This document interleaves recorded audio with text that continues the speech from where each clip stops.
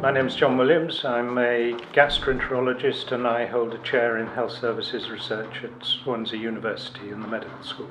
I've undertaken a programme of research to improve services for patients in gastroenterology, enhance their experience and improve their outcome.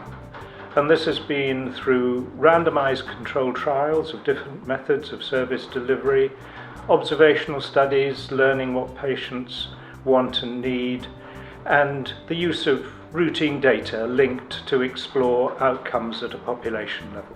The work we've done has, I hope, made services more accessible to patients when they need them.